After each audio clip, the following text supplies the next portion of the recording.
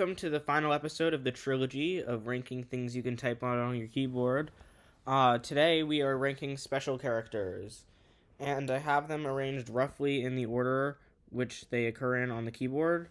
And the font that I'm using is Times New Roman. So, yeah. I haven't really been using criteria for tier lists up until now, but I'm going to decide right now that the criterion that I will be using to rank this tier list is how useful I find it. So, like, how often would I use this symbol? So, with that, let's get right into it. Starting with tilde, we're going to put it in C tier.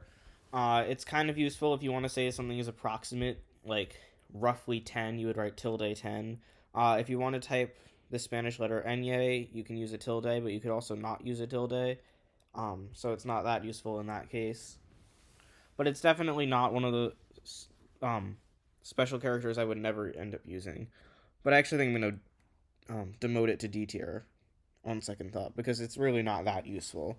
But it's way more useful than this thing that you are supposed to use, I believe, if you're in like the alternate keyboard mode when you want to type for languages other than English, but also for some reason it's the less common of the two types of accents. Like there's an accent that goes this way and an accent that goes this way.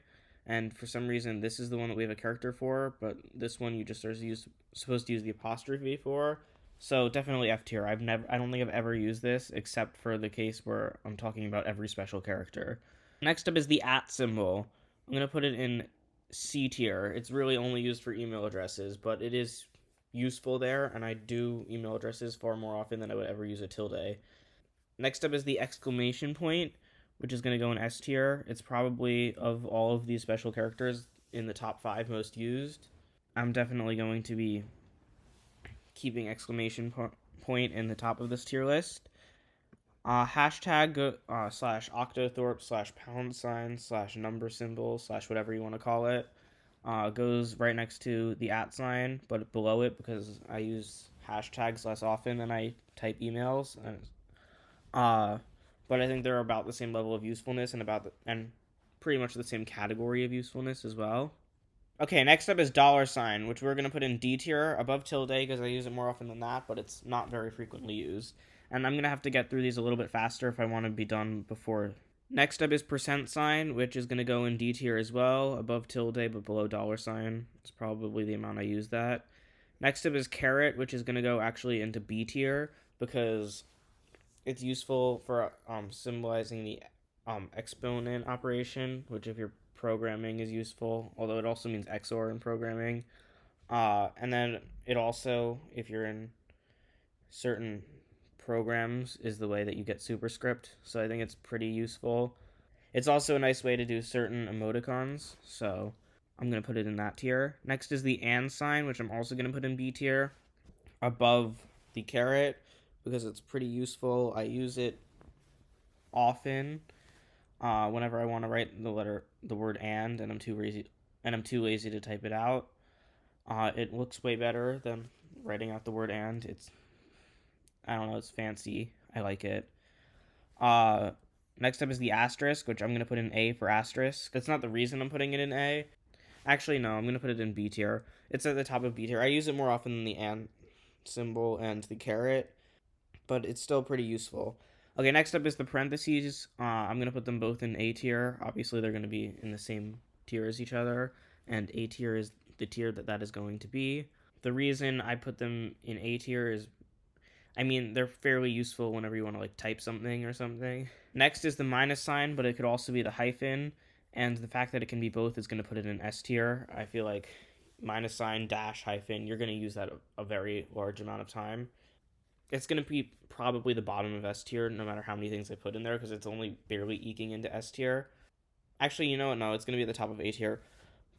Next is underscore, which I'm going to put along with at sign and pound sign in C tier, but above the other two because I think I use it more often. It has the same internet-y connotations as the other two and is used in similar scenarios, which is why I'm ranking it alongside the other two. Next is the plus sign, which is going to be way below the minus sign because it's only really used for math. I'm going to put it in D tier because it's not really useful outside of math, unlike the minus sign or the caret. The equal sign is going to go right next to the plus sign, but slightly above it, because if you're trying to type something out really fast, you might want to use the equal sign to mean like is. Sometimes that could be something that you might want to do. Next, we've got the squiggly brackets, which I'm going to put in C tier, I guess. I'm going to put them between the @ sign and the underscore. Yeah, I mean, their main use is in programming, but you can also use them in other stuff. It makes things look nicer than if you were to use parentheses. Next is square brackets, which is literally going to be exactly in the same place. And I'd say they're tied, but I think that squiggly brackets are slightly more useful. Sorry about this square bracket. I don't know what happened, but this is how this square bracket looks. Next is absolute value sign, which is going to go in B tier, above caret but below and sign. It's pretty good at separating things out. Plus, you actually need it to do absolute value, so it's got to be at least as high as these two. Next up is semicolon, which I'm going to put in A tier because it's actual punctuation. It's going to go below everything else in A tier. It's also useful in programming. A lot of these characters only exist for that reason. Next up is backslash, which I'm going to put in F tier. I don't think I've ever used a backslash like in my life, but it's still more useful than this thingy because if you use it, it's basically the same as forward slash. Speaking of forward slash, I'm going to put that in A tier, below semicolon. It's something that is also used. Actually, I'm going to put it above semicolon because it also can be used to represent division. There's a lot of use cases for it, which makes it more useful than semicolon, which has slightly fewer use cases. Obviously, it's less used in like prose, but it is still used in prose. It has its purpose. Okay, next up, we're going to do quotation marks, which I'm going to put into A tier, which I'm going to put into the very top of B tier. I think of the actual punctuation, of which most of the rest of this tier list is going to consist, they are the least useful, except for the next one, which is opening single quotes, which I'm going to put in D tier because what is it? Then there's closing single quotes, which is also apostrophe, and because it plays both roles, I'm going to put it next to the other thing that plays two roles, which is the minus sign slash hyphen, but I think it's slightly less useful, so I'm going to put it there. Next up is colon, which is going to be at the top of A tier.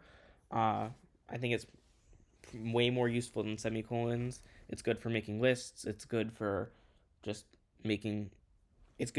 showing how something should be read, yada yada.